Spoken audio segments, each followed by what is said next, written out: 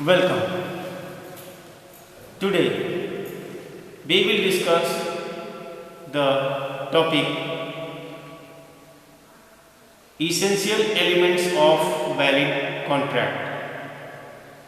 यह विषय ऐसा है जो संविदा विधि से संबंधित है।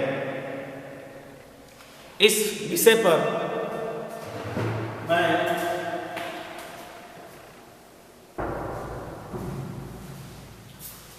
आपको बताना चाहूँगा कि एक वैध संविदा के लिए क्या कुछ आवश्यक है। सबसे पहली आवश्यक शर्त है एग्रीमेंट बिटवीन टू पार्टीज। दूसरी कॉम्पिटेंस ऑफ पार्टीज। तीसरी lawful consideration and lawful object. Fourth free consent यानी स्वतंत्र सम्मति। और फिफ्थ नॉट डिक्लेयर्ड वॉइड। ये 5 मुख्य तत्व हैं जो एक वैध संविदा के लिए आवश्यक है। अब देखने वाली बात यह है कि एग्रीमेंट का क्या मतलब है। एग्रीमेंट यानी करार। धारा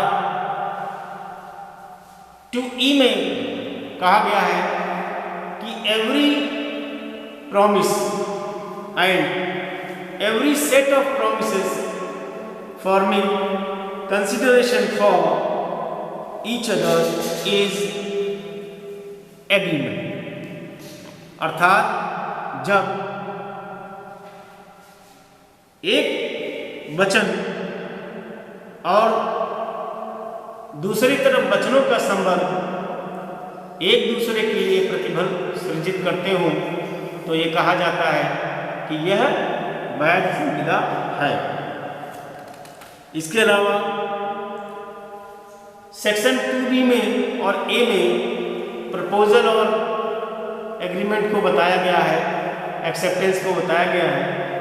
तो इस प्रकार से एक वैध संविदा के लिए उनमें पक्षकारों में करार जरूरी है, क्योंकि सेक्शन 2H में भी ये बात बताई गई है कि contract is an agreement enforceable by law.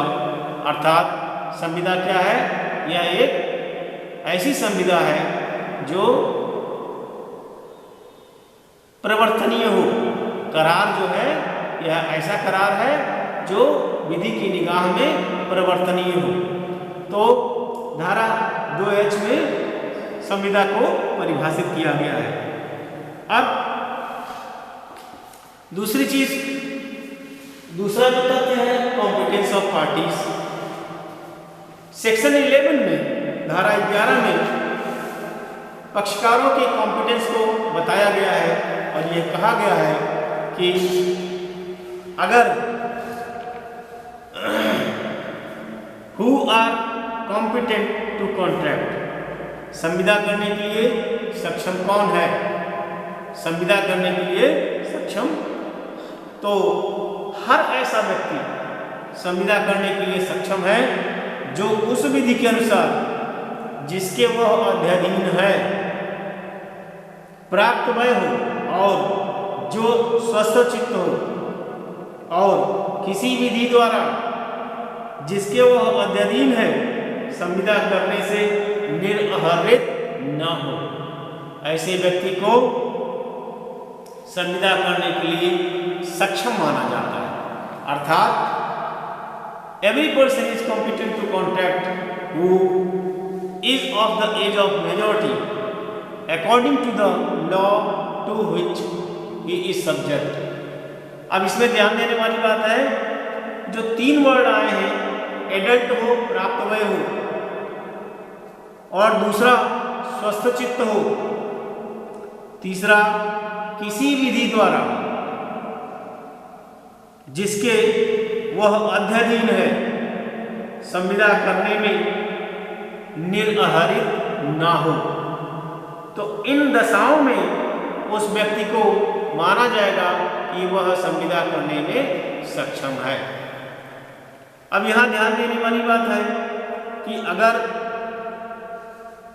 Majority का रूल देखा जाए, यानी वयस्कता का रूल देखा जाए, तो एक व्यक्ति जो अभी 18 साल या 21 साल का है, तो अगर उसके लिए गार्जियन एंड वार्ड्स एक्ट में उसके लिए अगर एक गार्जियन नियुक्त हुआ है, तो किसी भी दशा में वह 21 साल के पहले, जिस विधि के अधीन वो है, 21 साल के पहले वह वयस्क नहीं माना जाएगा।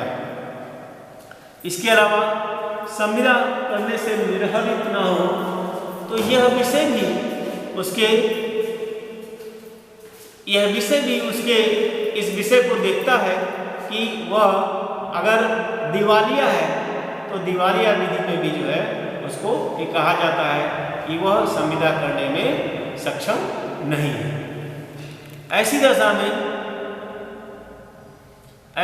में धारा 11 यह स्पष्ट कर देता है कि प्राप्त वय हो, निरहरित ना हो, और जिस विधि के तहत वो विषय है उस विधि में उसको अहर्य घोषित किया गया हो।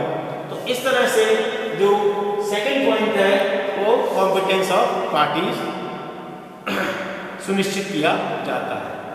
अब आइए देखते हैं थर्ड पॉइंट में lawful consideration and lawful object की बात की गई है। लॉफुल कंसिडरेशन की परिभाषा सेक्शन 2D के हिसाब से अगर देखा जाए कि कोई भी उसकी संतुष्टि के विषय तक कुछ भी जो उसको संतुष्ट कर रहा है और दोनों पक्षकार देने और लेने के लिए रजामंद हैं, तो वह उसके लिए एक प्रकार का प्रतिफल सृजित करता है। दूसरी बात, प्रतिफल वैध होना जरूरी है।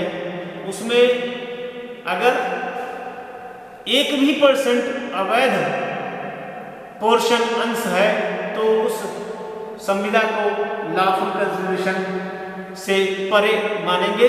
इसलिए यह जरूरी है कि लॉफुल कंसिडरेशन के लिए जो प्रतिफल की कसौटी है वह कसौटी को पूरा करता हो। अब ध्यान देने वाली बात है, अगर विधि विरुद्ध कोई या निर्हरित कोई विषय उसके साथ जोड़ा गया है तो भी वह उसको कमजोर करता है और उसको विधि से परे ले जाता है। इसलिए यह विषय भी उसके साथ आवश्यक है कि वह लॉफुल कंसिडरेशन की जो शर्तें हैं उससे युक्त हो। इसके अलावा लॉफुल ऑब्जेक्ट, विधिपूर्ण उद्देश्य उस संविदा में, उस करार में सन्निहित होना चाहिए। अगर वह संविदा करार विधि से परे उद्देश्यों के लिए किया गया है तो वह विधि विरुद्ध माना जाएगा और इस प्रकार का जो संविदा होगा उसका प्रवर्तन नहीं किया जाएगा। इसके अलावा लॉफुल ऑब्जेक्ट में अब देखने वाली बात है, धारा 23 में और धारा 24 में लॉफुल ऑब्जेक्ट पे बात की गई है। अगर तनिक पर भी उसमें ऑब्जेक्ट विधि विरुद्ध है या एक ऐसा कार्य करने के लिए वो सहमत हो रहे हैं जो किसी विधि के उचित लाइसेंस की बात की गई है, अगर वह लाइसेंस उनमें से किसी पक्षकार के पास नहीं है तो भी माना जाएगा कि इस तरह का जो संविदा है वह अनुचित है, गलत है, विधि विरुद्ध है, वॉइड है। अब देखने वाली बात है, नेक्स्ट पॉइंट है कंसेंट, सम्मति। यह चौथा पॉइंट है। सम्मति का खास महत्व है संविदा विधि में। सम्मति की परिभाषा धारा 13 में दी गई है, जिसमें सम्मति की कसौटी मांगी गई है कंसेंसस एड इडम, यानी मतैक्य, दोनों पक्षकारों में मतैक्य स्थापित होना जरूरी है। पता लगा एक पक्षकार कुछ गायों के लिए संविदा कर रहा है और वो गाय अगर कई सारी गाय उसी टाइप की बांधी हुई हैं तो वहाँ पर स्पेसिफाई होना जरूरी है, वरना वह बात अधूरी हो जाती है। अगर तेल की संविदा हो रही है तो तेल शब्द इस्तेमाल करने की जगह पर्टिकुलर तेल, किस चीज़ का तेल या टीन कंटेनर स्पेसिफाई होना चाहिए, ताकि तनिक भर भी दुविधा और तनिक भर भी मिसकंसेप्शन वो संविदा को निरअहर्य घोषित कर देता है। तो इस तरह से जो नेक्स्ट पॉइंट है वो है फ्री कंसेंट, जिसमें फ्री कंसेंट में कंसेंट तब फ्री माना जाएगा जब उनमें कुछ तक जो धारा 15 से लेकर के 21 तक के तत्व हैं, जैसे कोयर्सन है, अनड्यू इन्फ्लुएंस है, फ्रॉड है, मिसरिप्रेजेंटेशन है और मिस्टेक है, इन विषयों से वो संदर्भित ना हो। और अंतिम बिंदु है वो है कि विधि द्वारा, किसी भी विधि के द्वारा उसको not expressly declare to be void, उसको शून्य घोषित ना किया गया हो। इस तरह से संविदा में जो वैध संविदा है उसमें ये 5 तत्वों की आवश्यकता होती है, तभी वह वैध संविदा सृजित करती है। आपने हमारे इस लेक्चर को सुना, धन्यवाद।